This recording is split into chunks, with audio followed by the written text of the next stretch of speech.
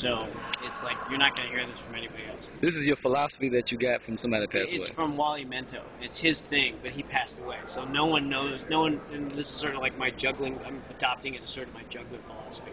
But here's the thing. There's two kinds of people. We slide either to be changing imagers or fixed imagers, right? And the concept is that Wally put us in the room. He said, I want you for a moment to close your eyes and imagine a table, and on that table a vase, and on that vase there's flowers in the vase. Now hold that image. Well, we all held the image, and he sat there, and he just let us sit there for 2 minutes or a minute and 60. And then he asked everybody, all right, I want you to open your eyes and tell me how many people had changes, like you had problems holding the image. Came up with the image, but the image kept changing. Like, oh, is there a rose, or is there 2 flowers, or is there 6 flowers? And then, the wallpaper changed, and the background changed, and then there was like chairs, and then you realized, wait, it's supposed to be an empty room. I mean, how many people had issues like that, right? And so then he went through and he started asking people to raise their hands. How many people had like maybe 50 changes, and then like a bunch of people, some people raised their hands, and how many people had 20 changes, and then hands went down smaller. How many people had 5 changes? How many people had no changes whatsoever? And there's like 2 people left in the room holding their hands up, right? So the lesson was, he says that changing imagers are starters, and fixed imagers are finishers.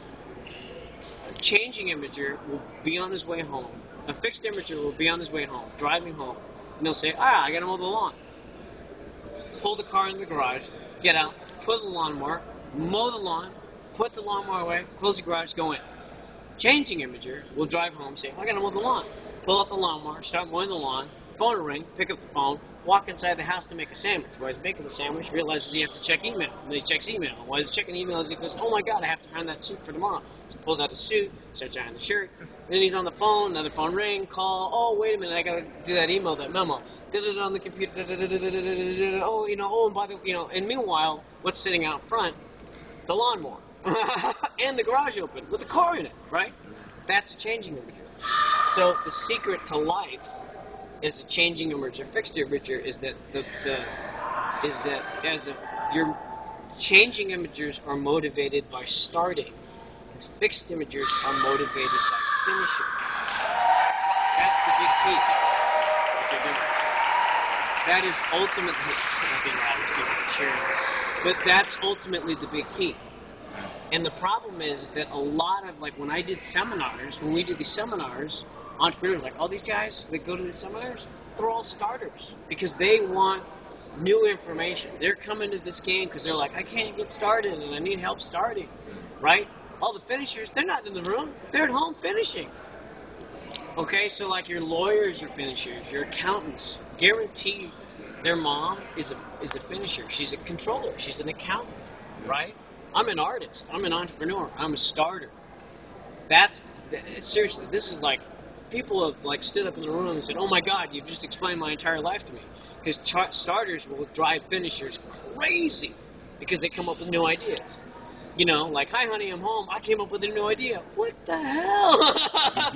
You never finished that. Go away. And starters and finishers are naturally attracted to each other. One of the biggest challenges of businesses and companies is that when you start a company, you naturally are attracted to a bunch of starters. So, like, the problem is, if you put a bunch of starters in the room, you go, I'm really excited, and everybody comes up with great ideas, and then they leave, and nothing gets done. Because they're like, that's a great idea, I got another idea, right? Right. And you see it all the time. You're like, I don't understand why nothing gets done. It's because your starters are attracted to starters. When you really figure out how to do this, you figure out, oh my God, I either need to become a finisher, or I need to surround myself with finishers, or team up with a finisher, or vice versa. Right. A finisher, if he wants to start a business, some of the biggest challenges I've seen with finishers is that they get on this one-track path where they're like, I don't care about what you have to say, I've got to finish this. And even if it's wrong, they want to finish it, and they're motivated by finishing a project that will never work.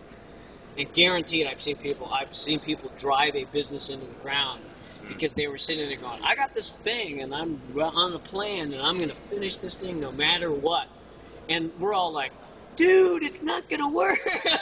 And they're like, I don't care. I understand. I get the advice. I really appreciate it, but I'm on my path to destruction.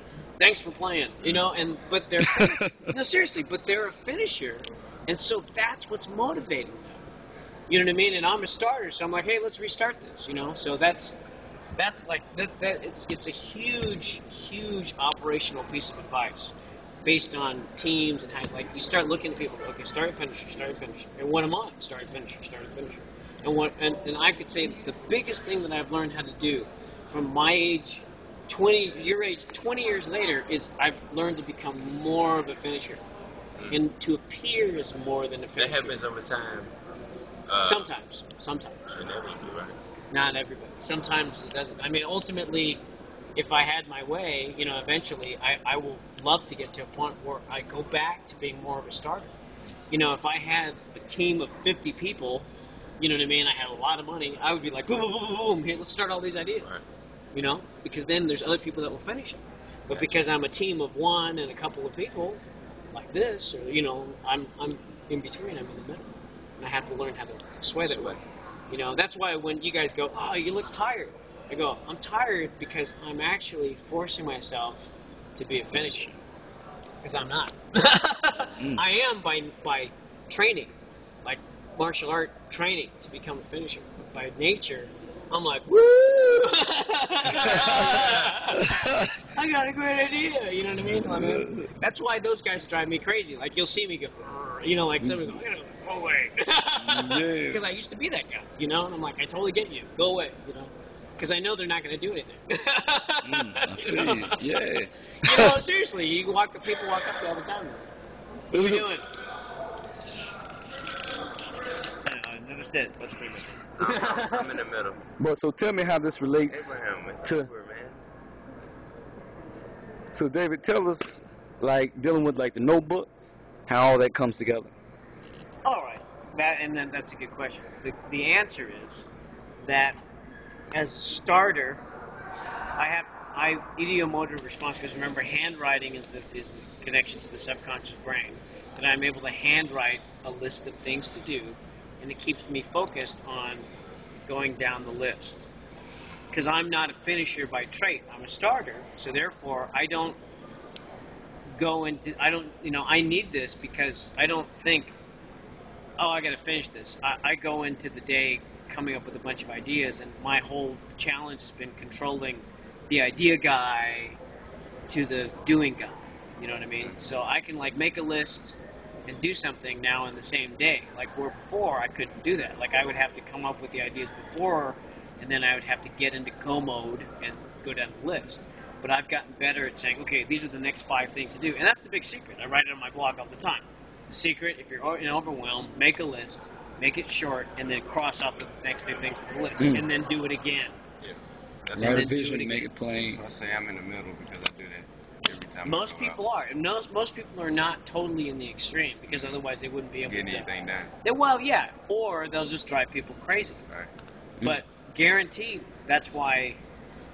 But what's weirder is in the job market, that's what's strange, is that because somebody walks into a job and they had a 9-to-5 gig, they will appear to be a finisher, and they're not. Just because they have a job that tells them to finish something and they get paid $15, $10, $20 an hour, you know what I mean? They're really not finishers. And you don't figure that out until after you get working with them, and you're like, oh my God, you're really not a finisher. Like you have a job as a finisher because you just sit at a desk and but in reality, you're not a finisher. They're like, whoa, they're way over the top and they're crazy, and they're like, I have another great idea. And they use that. It's the extreme. It's their boomerang.